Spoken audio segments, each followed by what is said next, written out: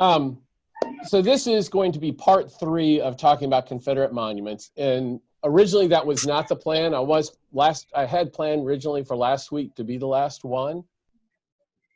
And when I was talking to Deborah, I told her that I went way over because there was a lot of stuff I didn't, get to. Even with that half hour over, there were some things I didn't get to. So she said that she was planning on doing one this week that, for me to go ahead and kind of finish that up. Which at first I was hesitant just because it meant kind of digging in and putting it together. But there were a couple of things I really had wanted to get in that I mentioned, but really didn't get to. So my plan, now I will also say that I had this mostly finished by this morning. I just wanted to wrap up like one or two quotes that I knew where I could find at the end. But along the way, I found some stuff that got me really reading a bunch of stuff. And we'll talk about that as we come to the end. So, oops. I need to do share. Yeah. Okay. There we go. Thank you. Wait, why is it? Oh, there. Okay. You're good. Yeah, so Frenchie, you're there now. And Juan still says his is connecting. So hopefully someone can help Juan be able to hear what's going on. Are you okay? Hey, Frenchie, I'm all right. How are you? Okay.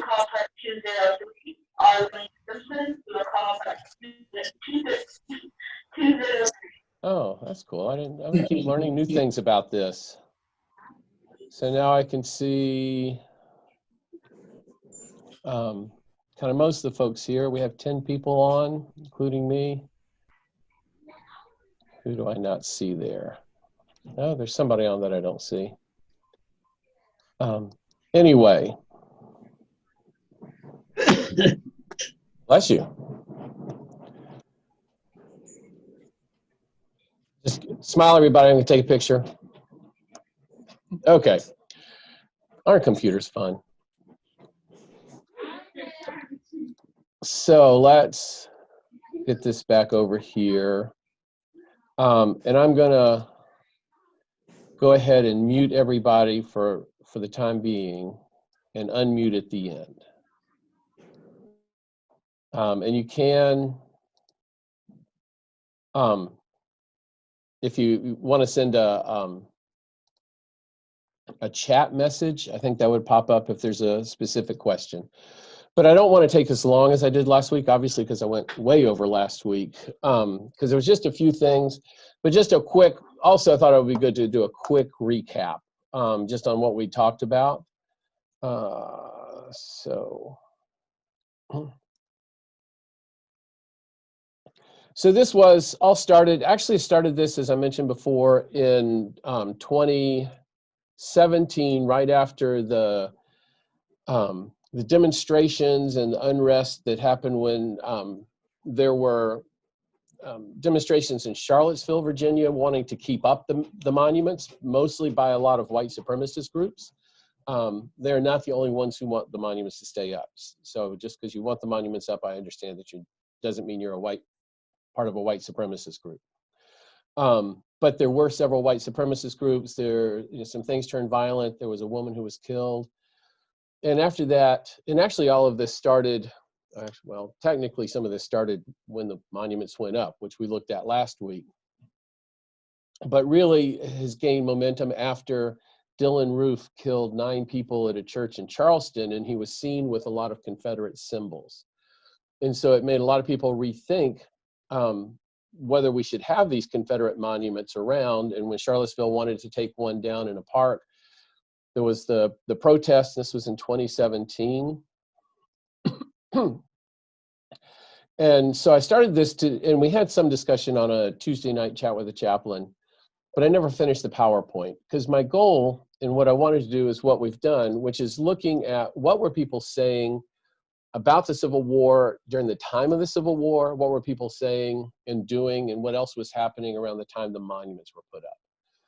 So on that first one, we looked at some of the monuments, Monument Avenue, which is where many of the most prominent statues are. By far, there's a lot more around town. This is just a quick view of some of the other ones. We had A.P. Hill, who I mentioned in this one. A.P. Hill is still standing. It's the only one of these that's on the screen still standing, who's actually buried in that base. That's Jeb Stuart. There's Stuart Circle. These two we actually didn't talk about, but these were two of the other statues. This is a statue to Wickham, who was both a officer in the Civil War. I can't remember his rank. And then this one used to be right there across from the music school at VCU, and it was to the howitzer, basically cannon division of the Confederate Army. We talked about the causes of the Civil War, not looking at what people said after the war, but looking at what they said before the war. And before the war, it was pretty clear that the main cause, and it's not a cause, it was a whole variety of causes, were around the issue of slavery. The biggest was the fear that the Republican Party, led by Abraham Lincoln, was going to work to abolish slavery in the United States. Slavery had been mostly abolished in the northern states, those states north of actually Maryland. Maryland and Kentucky were still slave states, but they chose not to secede. They stayed in the Union. And so the states above them were all free states. They did not allow slavery. That does not mean they believed in equality. So many of them also had laws that limited what blacks could do, but they did not have slavery. So the South was concerned that the North was going to do away with slavery. The South was also upset that the Constitution in it and laws passed since the Constitution said that if a slave escaped to the North, that state had to return that slave. And that was not happening. The South was upset about that.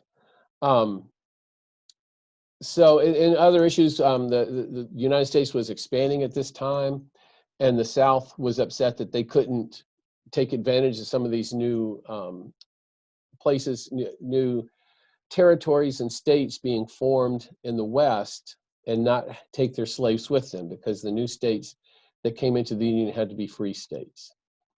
Then we looked at that after the war, pretty quickly after the war, the talking changed to say it wasn't about slavery. And we looked at the dedication speech for the Confederate Museum at the White House of the Confederacy, which is right there by VCU Medical Center now, MCV to most of us. And this was a picture taken in the 1800s, early 1900s, before VCU surrounded and dwarfs this building now.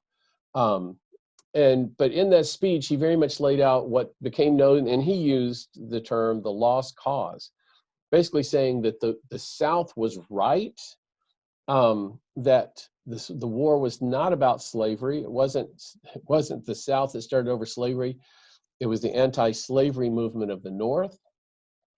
The lost cause was that the South was just fighting for mom and dad and marriage and things that honestly pretty much everybody everywhere, North and South, believed in. They downplayed the institution of slavery, saying that slavery was not really all that bad. And there was a whole list, and that part of it that's saying slavery is not really all that bad is part of what I want to help me realize that really need to wrap up that goes with these monuments, because that idea that slavery was not really bad meant, and if the war was not about slavery, putting up these statues was not about, you're trying to say it wasn't about slavery. It's just remembering these brave men who fought for their homeland in the South that legally seceded from the Union just because they wanted to. Even though before the war, they said very clearly, this is about slavery. But part of that lost cause and part of why slavery is not so bad is because it was a benign institution that was not only good for the whites who practiced it, but it was also good for the black slaves, because they really weren't as civilized as whites. They weren't as intelligent as whites, is basically the meaning behind that. which also means that now that these former slaves are free, they still need our help, and we still need to separate from each other, which was the beginning of a lot of segregation and a lot of mistreatment of blacks who are now free. I brought up the United Daughters of the Confederacy because they, along with the Sons of Confederate Veterans, have been probably some of the main, they didn't create the myth of the lost cause, but they have been some of the strongest proponents of keeping it going. And we're going to look at that in just a moment. But also because the United Daughters of the Confederacy, along with keeping that myth of the lost cause alive, they have also been the push behind the putting up of so many of these statues. One count, there were, I think, 1,000 some statues in the United States, the vast majority in the South, but honestly, there were a few in the North too. And not all of them, but a good percentage of them were sponsored, paid for by the United Daughters of the Confederacy. So this was where things began in 1890. So really want to focus on the time period between 1890 and about the late 1920s, which is when the majority of these statues here in Richmond, at least, were put up. The Lee Monument was huge. We talked about the fact that, now it's surrounded by all these houses, but back then it was out in the middle of a field. And we talked about that. We also talked about that even when it went up, that there were people who said this shouldn't be going up. So excuse me just a minute, I need to admit some people here. Hopefully they are getting in. So where was it? So this was the Richmond Planet, which was a black paper that was started in the 1890s. Had put things in it about not putting, these monuments not being anywhere kind of the reconciliation, moving the wrong way, things like that. And we talked about that last week. So this is the book I brought up last week, and there was a quote in it that, for whatever reason, last week as I was putting this together, unfortunately on Thursday morning, I couldn't find the one I wanted to. But I found it, and so I do want to talk about that, because this is what, for me, ties this whole lost cause,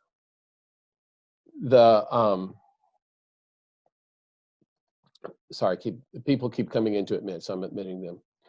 The quotes in this book are what tie, for me, the lost cause, the veneration of Confederates and white supremacy, and the statues. So this is a book that was written by Mrs. S.E.F. Rose, who was a member of the United Daughters of the Confederacy. And this book was unanimously endorsed by the United Daughters of the Confederacy in 1913. And it is a history, a very glowing history of the Ku Klux Klan, which it claims disbanded in 1870, that it was founded in about 1866, right after the war, and only lasted for a few years. But we know that it kind of went underground and it was not as active for a few years, but it made a comeback in the 1920s. So this is a direct quote from the book, from page 17. The Negro considered freedom, so this is all why the Ku Klux Klan was needed. The Negro considered freedom synonymous with equality, and his greatest ambition was to marry a white wife. Under such conditions, the Negro, clothed with all authority and outnumbering the white 2 to 1, open resistance would have meant instant death or being sent to some northern dungeon, there to languish and die, leaving loved ones exposed to dangers too terrible to contemplate at the hands of these brutish despots. Under such conditions, there was only one recourse left: to organize a powerful secret order to accomplish what could not be done in the open. So the Confederate soldiers, as members of the Ku Klux Klan and fully equal to any emergency, came again to the rescue and delivered the South from a bondage worse than death. And I think, let me see here. I just remembered something. I will probably help y'all see this better. So to me, that was, sorry, no, I'm trying to,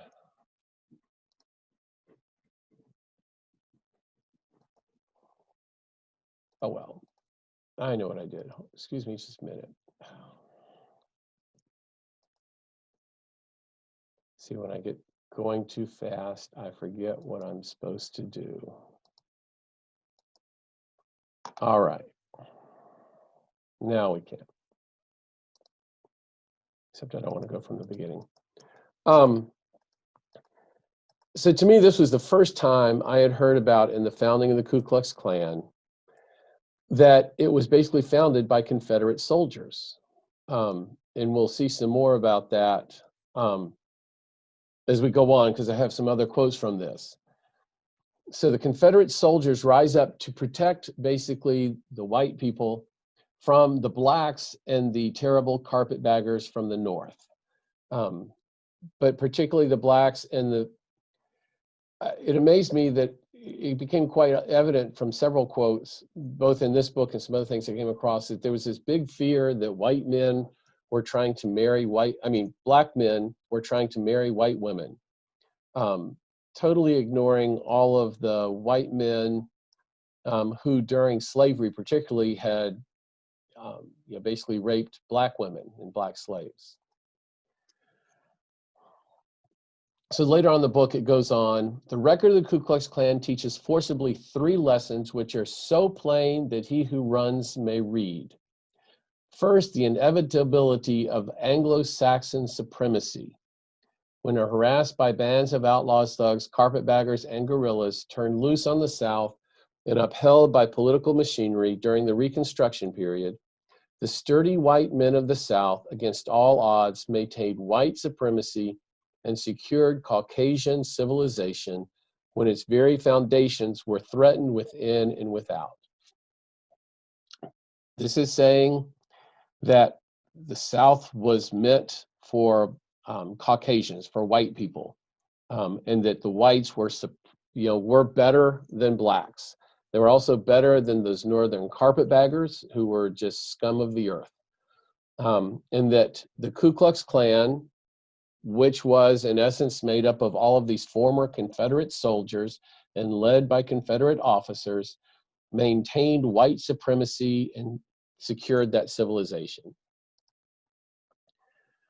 The second, and this was all together, the second is a new revelation of the greatness and genius of General Nathan Bedford Forrest, the Wizard of the Saddle, the great Confederate cavalry leader. As Grand Wizard of the Invisible Empire, to his splendid leadership was due more than to any other thing the successful carrying out of the high and noble purposes of the real Ku Klux Klan.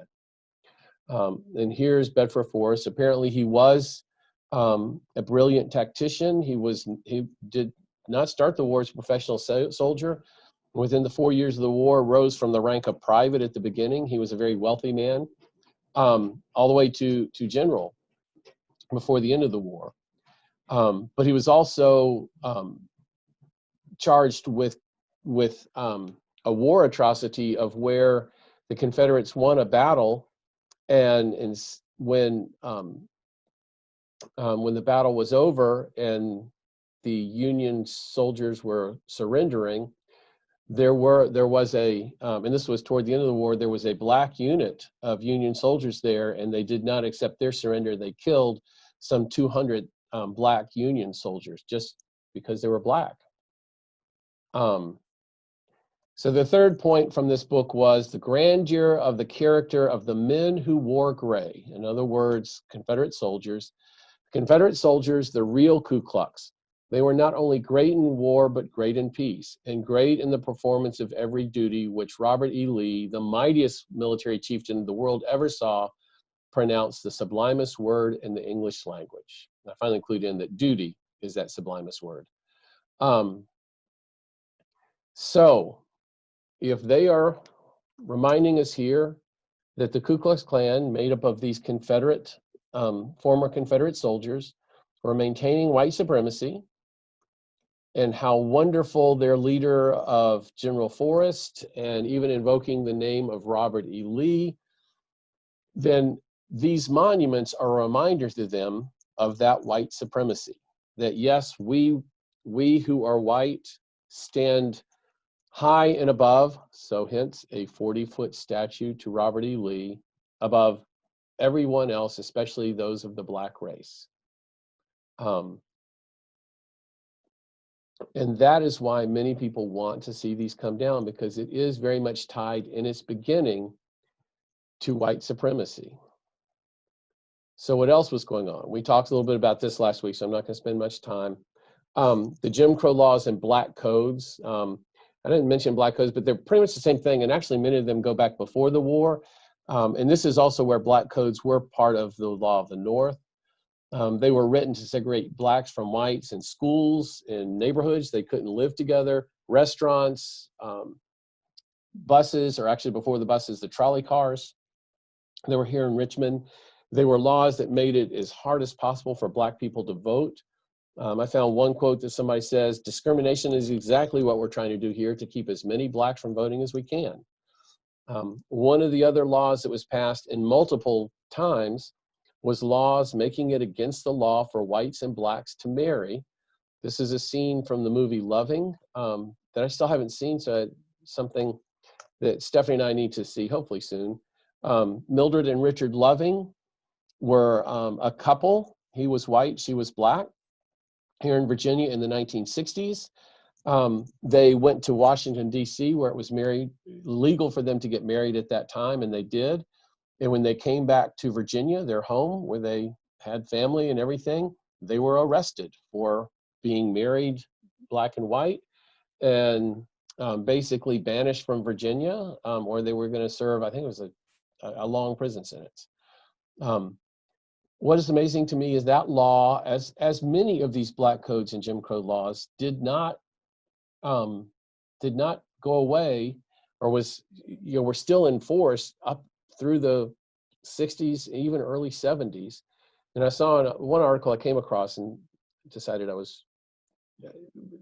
wasn't the main point I was trying to make, is that some of those laws were still on the books, and that the legislature this last year tried to go through that. Even though many of these laws had been ruled unconstitutional, they were still there, and they were working to just remove them because they said they shouldn't even be there. And welcome all those joining on. I know we're partway through, but I have recorded it and can share this later. One of the other things that happened, and I just mentioned in passing last week, was lynchings. This is a national memorial for peace and justice that has 800 steel monuments to remember the over 4,000 African-American men, women, and children who were lynched between 1877 and 1950. Lynching was a practice that actually predated the Civil War, and it was not just for blacks. Whites and blacks were lynched. It was basically a form of vigilante justice. In other words, it was a form of justice where mobs of people took it into their own hands to basically punish someone, most of the time with death. I think before the Civil War, it was not always death, but pretty much after the Civil War, it was death, and most often by hanging, which is why these large steel monuments are hanging. The 800 steel monuments represent the 800 counties in the United States where lynchings happened. And they've gone to pretty big lengths to document all of these lynchings that are listed here. So obviously, if there's 4,000 people who were lynched and 800 steel monuments, many of those counties have more than one lynching that happened in that time. I was trying to find how many people were lynched between this time we're looking at, which is about 1880, 1890 to 1920. Actually, I'd like to go a little bit further. I found one list that just had a list of people lynched by year, and so adding those up, and there were some slight difference in the definitions of a lynching. So I don't know if these were the same, but I got over 3,000 that happened between 1882 and 1920. So again, in many of these, and some of them had accounts of what happened, both men and women and some children were lynched. And in this point, I'm talking about they were hung and killed for things like there were, several were men who just, for whatever reason, people thought that they were trying to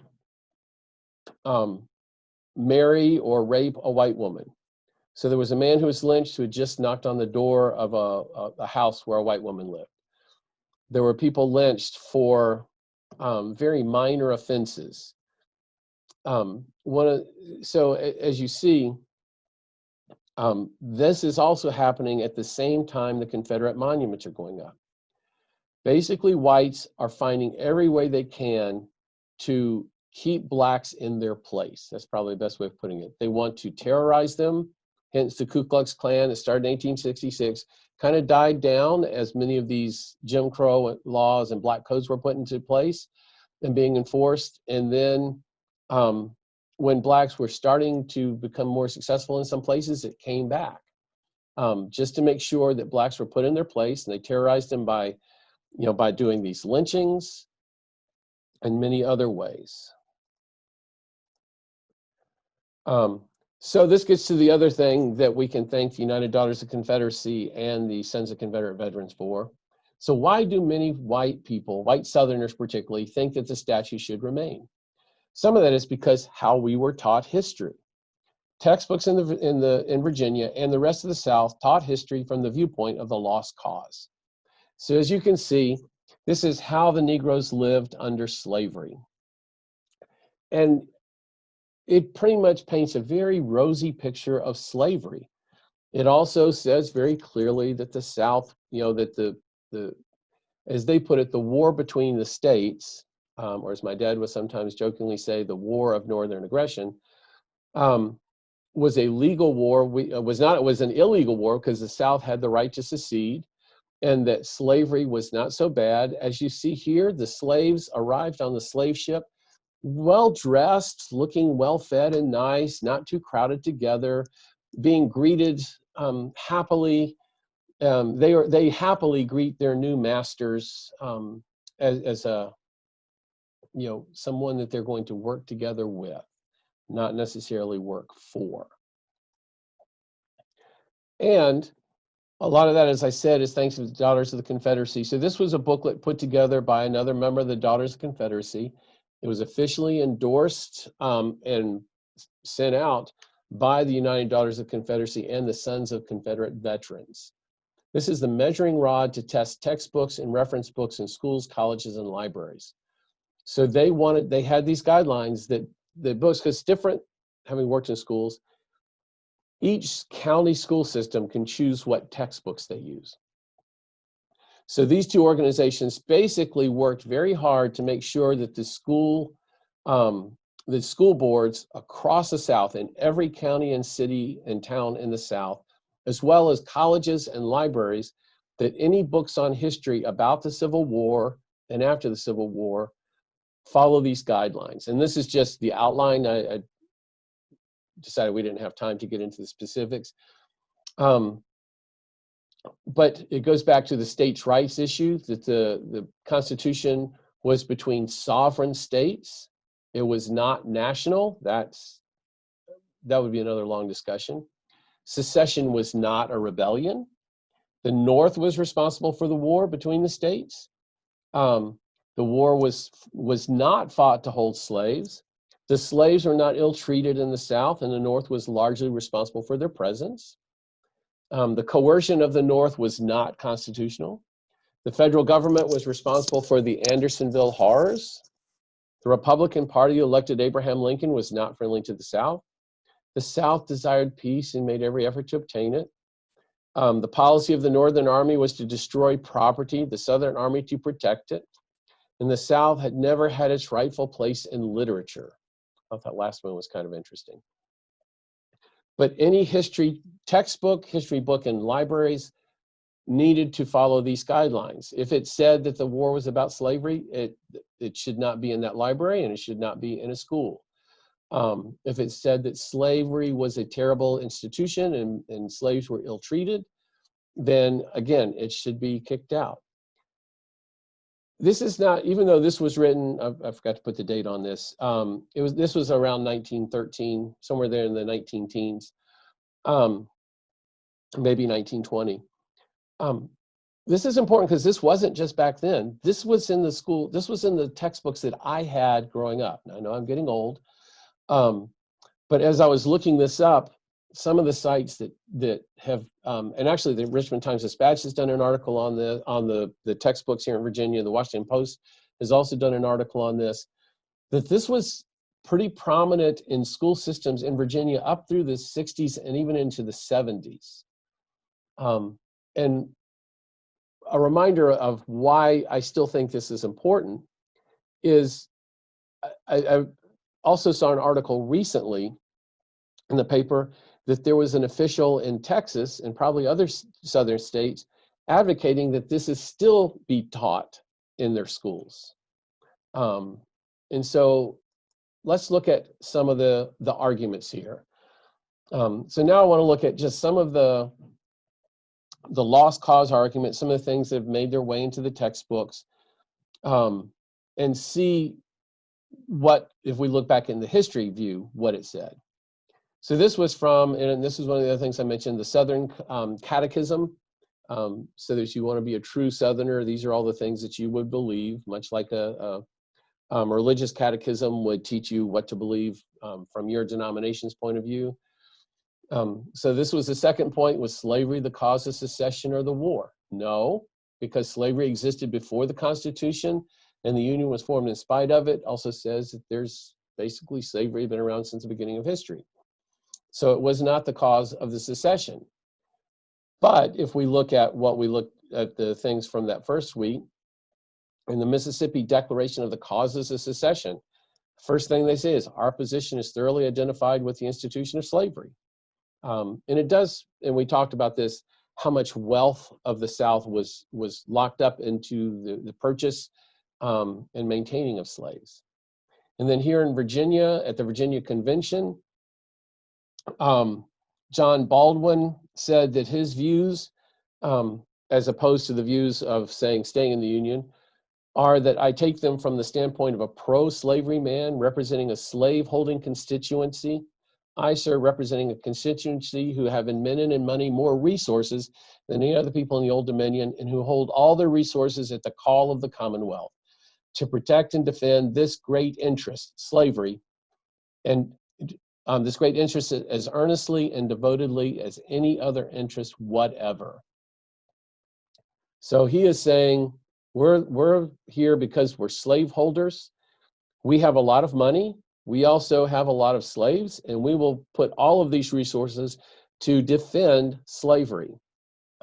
So here, secession, and then, as we said, technically the war was about whether the South should secede, and the South said, we're seceding because of slavery.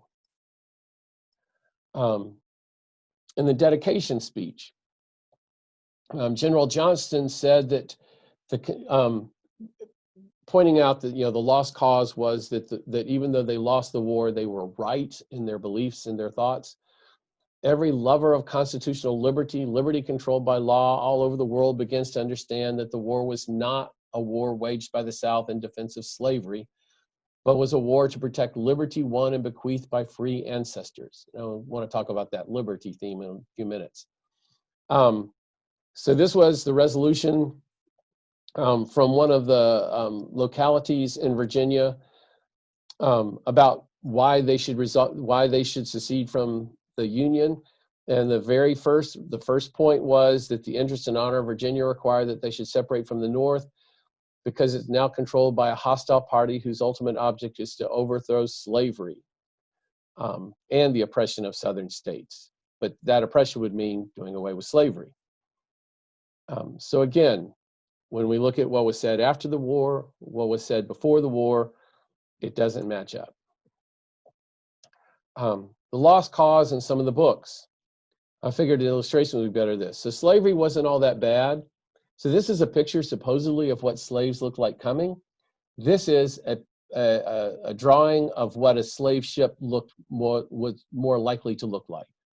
Slaves were packed, and I could have shown other illustrations that show how tightly packed slave ships were. And I cannot imagine that all of these people were chained together and stuck with each other for several months, and rarely, if ever, getting to come above board and get fresh air.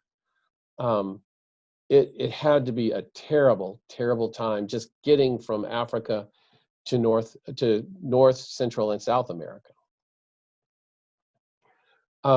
This was from one of the textbooks, that there was a feeling of strong affection that existed between masters and slaves in the majority of Virginia homes. That's why they wanted to sell them. This was a painting that was done by an artist when he was here visiting in Richmond, Virginia at a slave auction. And this was a family of slaves waiting to be sold. And potentially they could be sold together, but they also could be split up and sold separately. And as you see, they don't look too happy. And I'm not sure there was a lot of affection. If there was that much affection, why were they being sold? Why were they being split as families? That was one of the things that came across quite often, was how devastating it was, how slavery split up husbands and wives, parents and children. Even children from a pretty young age were sold off from their parents. So I thought about doing more of these, but I decided I probably shouldn't. I think part of the problem is what we see and what we imagine when we see these statues. So for those of us who are white and grew up with the Lost Cause textbooks, and did not have probably word of mouth family recollections and books that most of us whites didn't read, particularly when we were younger, that this is what we think of when we see these statues. This is Stonewall Jackson, and here we have this very chivalrous Confederate officer who, of course, was just fighting for his home country. And perhaps if we know about ancestors, again, this is a picture of my great-great-grandfather here in the middle, who was a Confederate veteran, even though he was pretty young and was just a private during the war, never rose above private. That's what we picture, that it's all nice and like that, without thinking that if we're African American, this is what our ancestors doing during that same time. And this is what was happening, I should say, what is happening to our, their ancestors. So if I'm Black and I see that statue, this may be what comes to my mind. Slaves being sold, slaves working in the fields from sun up to sundown, in the heat. I remember this was, well, one, you wouldn't have air conditioning outside. The conditions had to be terrible. Imagine anywhere in the South, even from Virginia, even worse as you go down to the deep South, Mississippi, Alabama, where more of the cotton was grown. Can you imagine these summer days of 100-degree heat and having to work all day out in the sun with maybe an hour rest, if that much, at noontime? So those of us who are white, we see General Lee. And of course, we think of the, all of the, almost want to say Saint General Lee from the way he is described in many of the books, who was, a man of duty and honor, and went on to become the president of Washington College, which is now Washington and Lee College, or Washington Lee University. That it was all good, and he was just fighting for all that was good and fine in the South, without recognizing that if it was my ancestors who were whipped because of any number of minor offenses or major offenses, that when I see Robert E. Lee, if my ancestors, this happened to them, this is what I would see when I saw Robert E. Lee. Not all of the things that most of us white people sometimes think of. This picture on the right, on this side, I had seen quite a bit. This was a slave who had escaped and was receiving medical care from all of the whippings he got. And I'm going to talk a little bit in a minute that one of the things that I spent a good bit of today doing was reading first-person accounts of slaves, of what it was like to be in slavery. And there were the good masters. Probably most were in between. There were good masters who took pretty good care of their slaves. The in-between ones still took fair of their slaves, but even the relatively good masters had no problem whipping a slave for different offenses. The bad masters would whip slaves for no real good reason.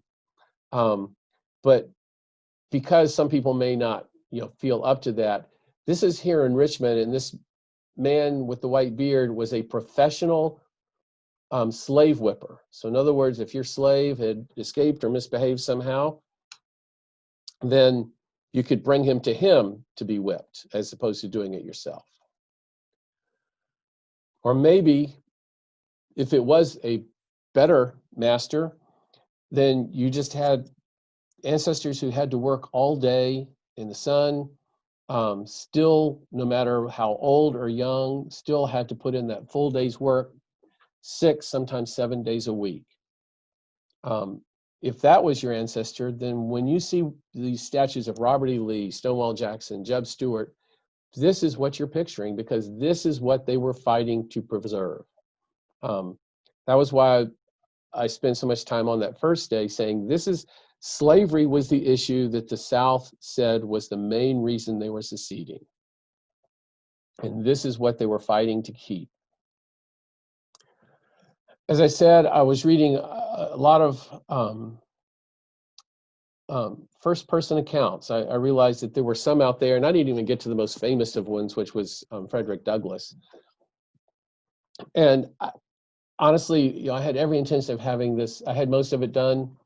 I was looking for one quote that you're going to see in a few minutes from Robert E. Lee. And I thought, maybe it would be good to see if I could find a slave perspective that was written down. And I found there are thousands. There was a program in the 30s as part of the kind of the work programs that were put in place during the Depression to record as much as possible those former slaves who are still alive. Part of the problem with those are, and those were the ones I was reading that were just, I couldn't stop reading them because they were so fascinating. Some of them were fascinating just because of the subject, because it wasn't all terrible. Like I said, some people did have good masters, and they would say that. But some of the others were heartrending. This one I'm going to read was written by this gentleman, a former slave who had escaped to Canada before the Civil War. But the descriptions, so for me, one of the worst parts of the lost cause narrative is downplaying the atrocities of slavery. And I believe that part of keeping the monuments up, of the whole segregation and the taking away of civil rights of blacks, had a lot to do with saying that we whites are superior to blacks, and that blacks need to be put in their place, and they need to just do what we ask them to do, and we will provide for them what we think they need, which of course we're sure is all that they need, not recognizing that they just want the very same things that anybody else wants. And we'll see that in the quotes of this gentleman. But let me read some of these. So this is Henry Bibb. Henry Bibb was born to a slave mother and a white father he never knew. He ran away from several masters. He had to leave his first wife and daughter when he finally successfully escaped. He had hoped to buy her freedom, but she ended up being sold to a plantation in the deep South, where he had no hope of being able to ransom her and buy her freedom. He escaped to Canada and became active in the anti-slavery movement as a speaker, a writer. He wrote a book of his account of his life as a slave, and he also started a newspaper in Canada and wrote a book on that life. So this is from his writings. So the first two I found interesting were letters to former slaves, to some of his former owners. And this was just fascinating to me to read, that he is quite eloquent in his speech, and I'll talk about the significance of that in a minute. But the fact that he, the way he wrote, so to Albert Sibley, who I think was one of his first owners, he said the slave, one of the arguments about doing away with slavery, and this came up in the speech by General Johnston, or Colonel Johnston, whichever it was, at the White House of the Confederacy, was that the blacks really couldn't take care of themselves. They didn't have the intellectual ability to compete with whites. They didn't have They didn't have the intellectual ability to vote and to take part in politics. So, basically whites had to take care of the blacks, is in essence is what they're saying, or to watch, to help them along. But he points out, Henry Bibb points out, that the slave, who was it that basically took care of everybody on a plantation? These are just excerpts from these letters. And he basically said it was the slave who was taking care of, all of the housework, all of the field work. They were repairing the house. They were doing all of that. And so he said the slave who can take care of himself and master both can certainly take care of himself alone if he is only given a fair chance. And that was pretty much the problem all along, is that most blacks, I won't say all, but most blacks were not really given a fair chance. And those who succeeded often did so against all odds because they were not given a fair chance. One of his other owners, William Gatewood, and I found this one somewhat disturbing. And he said, I think it is very probable that I should have been a toiling slave on your plantation today if you had treated me differently. To be compelled to stand by and see you whip and slash my wife without mercy, when I could afford her no protection, not even by offering myself to suffer the lash in her place, was more than I felt it to be the duty of a slave husband to endure, while the way was open to Canada. My infant child was also frequently flogged by Mrs. Gatewood for crying until his skin was bruised literally purple. This kind of treatment was what drove me from home and family to seek a better home for them. And as bad as that was, the most wrenching of the slave accounts that I read, which was one from the 30s of a man remembering back his childhood, because by the 30s, most of the people who were still alive that had been slaves would have at most been teenagers when slavery ended after the Civil War. But he remembered seeing his mother being stripped and her hands tied above her head and basically suspended above a floor and being whipped on her back until she was bleeding, and then having salt water put on the wounds. And then when he asked his mom what she'd done wrong, she said she just refused to marry the white man who was whipping her. And I just can't imagine seeing that as a child happening to your mother. So this is from the book itself, the narrative of the life and adventures of Henry Bibb, an American slave, written by himself. It's available on Gutenberg Press and some other sites that I found. But I found this couple paragraphs very enlightening. It is useless for a poor, helpless slave to resist a white man in a slaveholding state. Public opinion and the law is against him, and resistance in many cases is death to the slave, while the law declares that he shall submit or die. The circumstances in which I was then placed gave me a longing desire to be free. It kindled a fire of liberty within my breast which has never yet been quenched. This seemed to be a part of my nature. It was first revealed to me by the inevitable laws of nature's God. I could see that the all-wise Creator had made man a free, moral, intelligent, and accountable being, capable of knowing good and evil. And I believed then, as I believe now, that every man has a right to wages for his labor, a right to own his wife, right to his own wife and children, a right to liberty and the pursuit of happiness, and a right to worship God according to the dictates of his own conscience. But here, in the light of these truths, I was a slave, a prisoner for life. I could possess nothing nor acquire anything but what must belong to my keeper. Here is this former slave who's saying, as a slave, all he longed for was liberty and the pursuit of happiness. You know, that's what's written into the Declaration of Independence.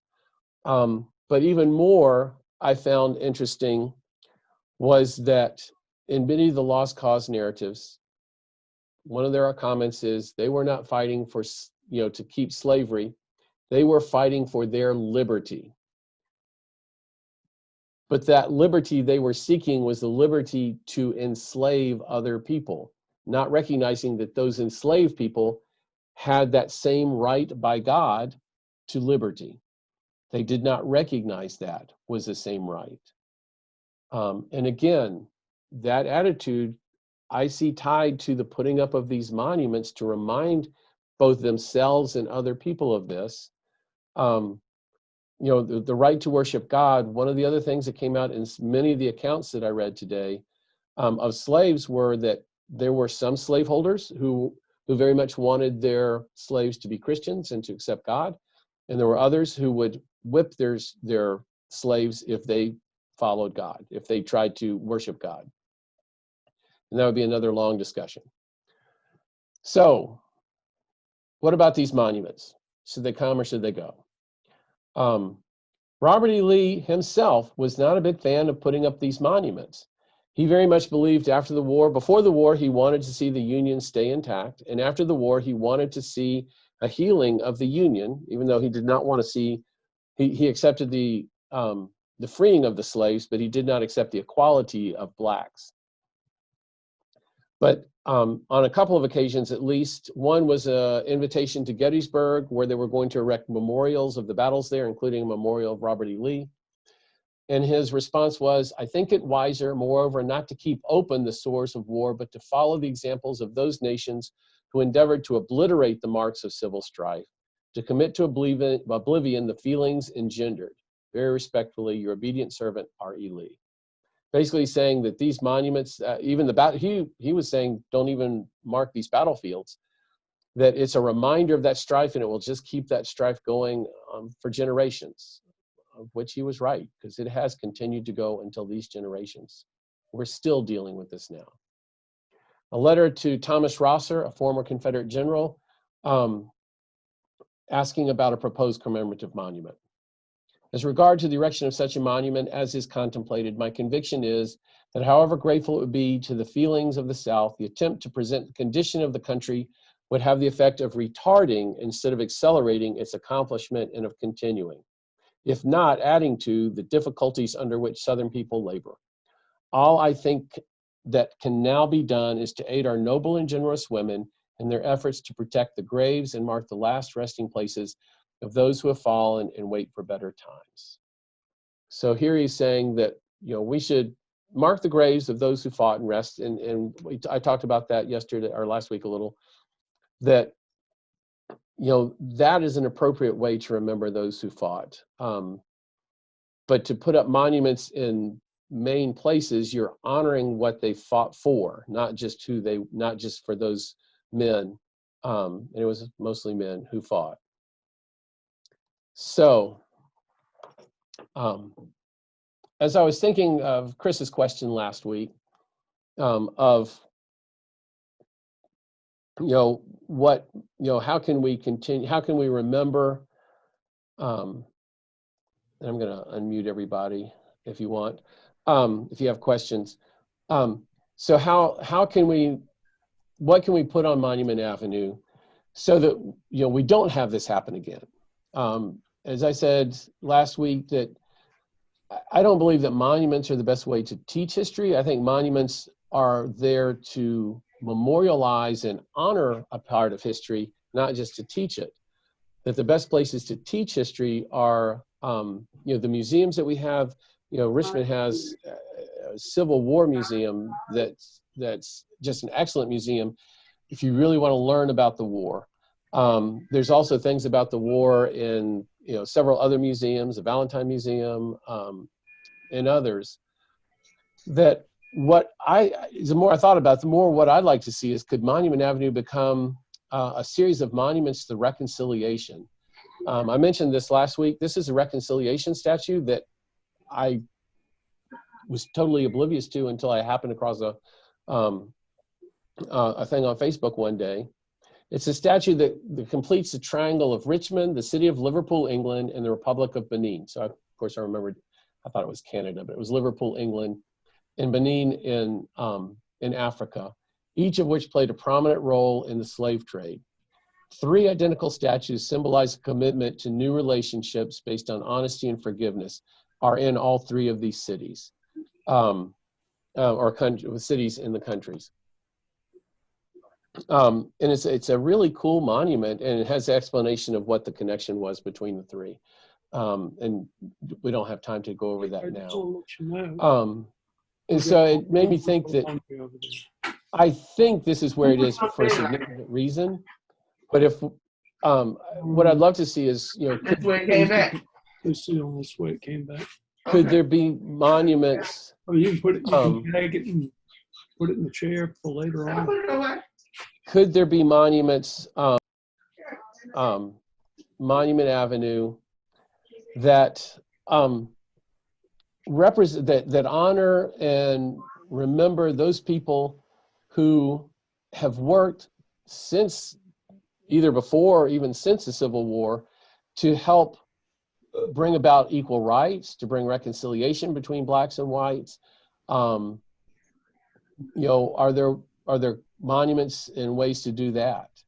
Some of the peaceful things that have happened there on Monument Avenue, I think are really kind of cool things that have happened. Unfortunately, there have been some very unpeaceful things that have happened there too, and that's not good. And I think that hurts the cause. But could where the Robert E. Lee statue is now become a reconciliation park with a fountain or something in the middle where people gather? Could it become a walk where people could walk together and learn about this shared history? As I was seeing the memorial to the people who were lynched, it reminded me that in Germany, you won't find statues to Hitler and the other generals of the German army, but you will find memorials to their victims. So if we want to really find a way to keep this from happening, perhaps what we need to remember are those, the victims of slavery. To build up more here in Richmond, they have a slave trail where you can walk along. And one of the things that I thought about that might be an interesting one of these is for me to walk along that trail and do some short videos and pictures to point all the points of where the ships unloaded on the south side of the river. Slaves were marched across a bridge to a jail, Lumpkin's jail there, and the slave auction houses that were nearby. So, so in a nutshell, again, part of why I think this is important is because too many of these attitudes still exist, particularly that attitude that slavery really wasn't all that bad. And if it really wasn't all that bad, unfortunately, the civil rights weren't really needed because, the blacks and other people of color need us whites to tell them what to do. And as you can see from part of what I wanted to say with Henry Bibb's book is, as you can see, he was very intelligent. He was very articulate and very resourceful because he was able to escape multiple times from his owners, and that takes some ingenuity. So I did go a little bit over an hour, but not much. It was a little after 3 we started. So any thoughts or comments? So this is it. The only other thing I would do is if anybody's interested in like a walking tour of the slave trail. Yes, Kathy, Kathy, your mute button is on, so you have to unmute so I can hear you.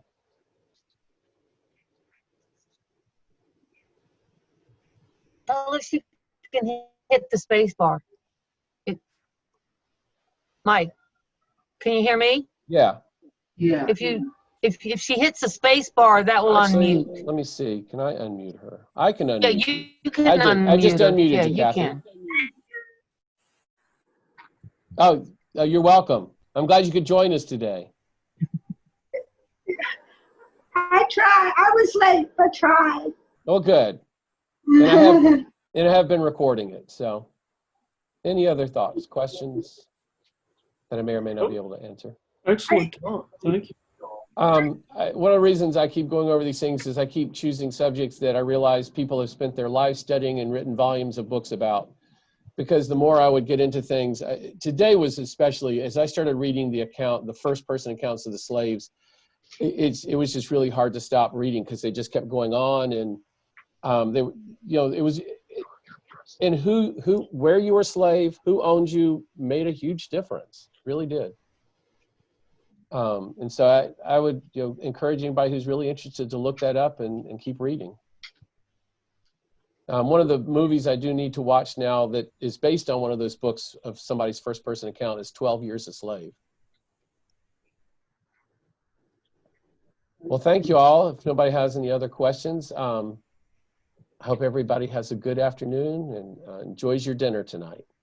You know, one thing I have to thank the black slaves was the music that they had. It's just, I love singing the black songs. Yeah.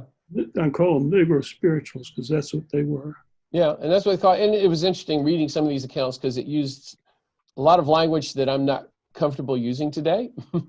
And so looking for accounts, there were some that even the slaves would use because that was just the language of the day that, they didn't, that's just what they were used to being called. So they used words that we wouldn't use today, like the N word. And the more common was to the Negroes was even more common than saying blacks. So, language changes. I meant I ran out of time I figured I was going over anyway, but one of the pictures I came across from the Valentine Museum was a picture of the Virginia home when it was on Broad Street from the late 1800s. And I'm reminded that back then residents were called inmates. So, language changes over time. Well, thank you all. And until we all meet again, I hope everybody has a good afternoon and evening. Thanks, Mike. Thank you all. God bless you all. Thanks.